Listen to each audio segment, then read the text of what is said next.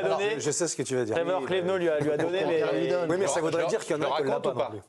Alors, juste après des supporters. D'accord. On écoute les supporters, vous nous racontez l'anecdote et Stéphane pose sa question. Voilà, et comme ça, tout le monde reste, personne ne bouge. Il y a de l'ordre dans cette maison. Bravo, Messaoud. C'est pas la Shirley. Les supporters d'abord. Ils vous font rêver, ces garçons-là. C'était à la voix, je n'ai plus de voix. Quelles émotions vous submergent, là? Ah, c'était incroyable face à la Pologne. Oh putain! Oh putain, on est champion! C'était de la folie, ce match. On pensait pas qu'ils allaient les écraser 3-0, non? On pensait que ça allait être beaucoup plus serré. Les Polonais, c'est vraiment une équipe énorme qui joue super bien au volley. Et les Bleus, ils nous ont fait rêver. On est champion olympique! Ouais! Et c'est pas de ces garçons-là, ils sont formidables. Ils sont trop forts. Enfin, refaire la même chose à Paris, puis net, sans bavure, 3-0. Enfin, c'était magnifique. C'était tendu quand même, la fin, là. Non, c'est pas tendu. Pas tendu du tout. Non, 3-0, c'est pas tendu. La fin du troisième set. Ah, parce qu'ils ont sauvé 4 balles de match. Oui, alors... mais on y croyait parce que la pression du serveur, il ne peut pas le tenir pendant 5 services.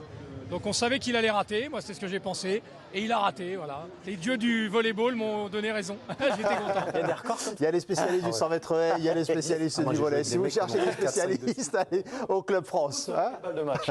Mais 5, c'est pas possible. Si on s'appelle Félix Lebrun, si vous avez 5 balles de match, vous pouvez être tranquille.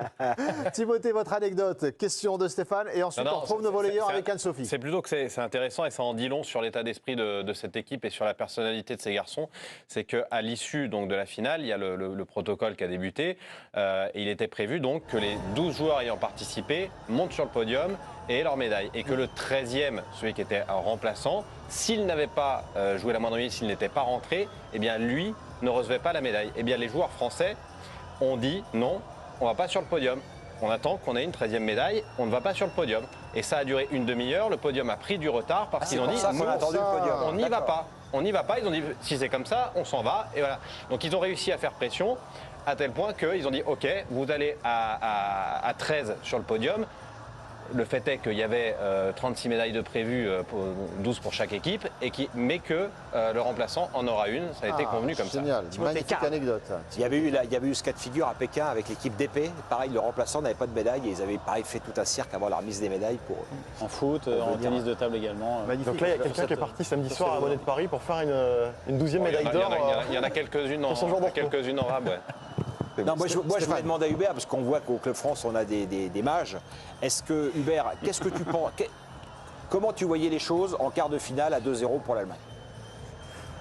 Ce qu'il faut expliquer à nos téléspectateurs, c'est que la France était menée 2-0 en quart de finale par les Allemands, et qu'à partir de là, ils n'ont plus perdu un set du tournoi. Ils ont fait 9 sets consécutifs, ce qui dans ce sport est quand même une dinguerie. Oui, comment je le voyais, pas très bien. C'est parce que les Allemands jouaient très bien. Nous, on sentait qu'on avait la pression. C'était un petit peu l'obligation de gagner parce qu'on était favoris sur ce match-là.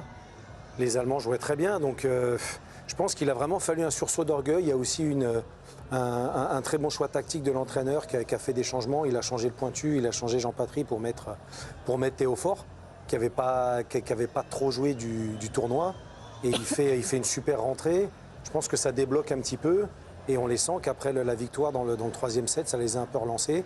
Je pense que les Allemands qui jouent un peu en sur-régime ont commencé aussi un petit peu à baisser. Là, parce que là, au-delà de ça, ils ont fini, ils ont quand même massacré, pardonnez-moi le terme, l'Italie et la Pologne.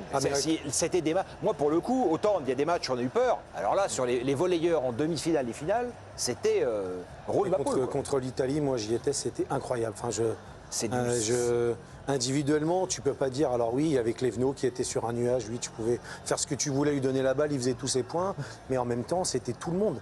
Enfin, je veux dire, là, on parlait du basket où il y a tous les gars qui peuvent shooter de partout. Nous, on sentait que tu pouvais donner la balle à n'importe qui, ça faisait le point. Mais les Italiens... D'ailleurs, ce midi, en finale, Jouffroy, qui joue assez peu, qui rentre que pour servir, il a fait une curie. C'est-à-dire qu'il est rentré, il a fait 4 services consécutifs gagnants. C'est vrai. Et dans le 2e set, on est mené de 2 points, il le fait rentrer, il fait un ace, donc il nous remet dedans. Et c'est dans le 3e où là, il fait sa série, où il en remet à +3. Mais ça veut tout dire, parce que je pense que Gianni, l'entraîneur, il avait un banc, il l'a utilisé. Et à chaque fois que c'est sorti du banc, ils ont fait quelque chose. En demi-finale, c'est Loati qui va rentrer, il fait 2 services gagnants. Yati qui vient sur une réception. Au bloc, ça va être le Goff. Donc il y a vraiment tout eu. Et c'est vrai que ce que vous disiez sur la demi et la finale, c'est qu'on a gagné 2 fois 3-0. Ça veut dire que sur ces 2 matchs-là, on a battu les meilleurs. L'équipe de France qui était imbattable sur ces Jeux Olympiques avec ses 2 victoires en demi-finale et en finale notamment, absolument extraordinaire. Est-ce qu'on va retrouver nos volleyeurs avec Anne-Sophie?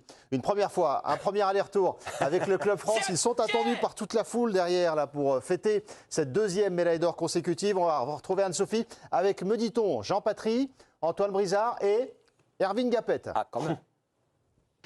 Mais Saoud, je vais essayer de faire l'interview, c'est vraiment pas garanti. Alors on demande d'abord si Bertrand Latour est sur le plateau. Non, il n'est pas sur le plateau. Maintenant que vous êtes champion, non plus.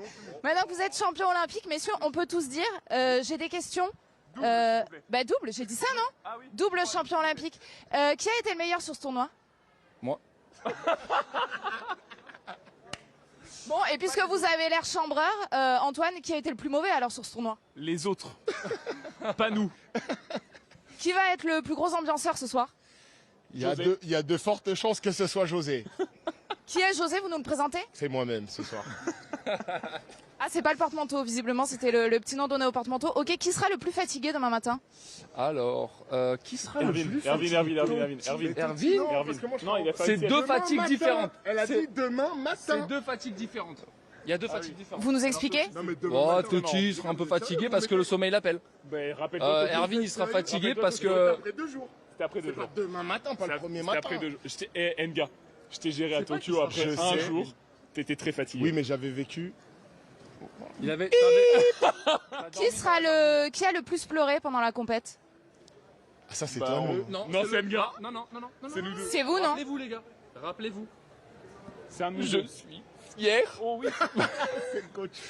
C'est le coach. On regarde Gianni. Et qui va le plus flamber la prime dans quelques jours quand elle va tomber sur le compte en banque? Oh, ça, c'est WAM. Ça, c'est WAM, c'est sûr. Ça, c'est WAM. Vous savez déjà ce que vous allez en faire? Ah là, j'ai prévu déjà des voyages. Il faut que ça arrive vite en plus parce que c'est pas beaucoup de vacances. Faut payer vite, donc faut que la prime arrive vite. Tu rigoles ou quoi? Tu rigoles ou quoi? Non, là, on a besoin vraiment que la prime arrive très très vite sur les comptes. Là. Il rigole, il a pas de club. Ah. Il me dit il faut que ça aille vite parce qu'on va en vacances, il a pas de club. Bah ouais, mais quand ça va arriver, mais je pourrais plus partir en vacances. Normalement, il a un club demain, vous inquiétez pas. Merci beaucoup à tous les 3, merci à José également, les médailles, on va les laisser tranquilles, je crois, mais Saoud, ils ont besoin de vaquer à leurs occupations. Oh, le plan. Merci à Anne-Sophie. Bravo, elle était extraordinaire. Bravo. C'est la comptable de l'Elysée là qui pour la bonne tenue de l'équipe du soir, il faut demander au CIO et à la fédération de volley là, de mettre la finale à 20h. 13h, c'est quand même très tôt. C'est très tôt.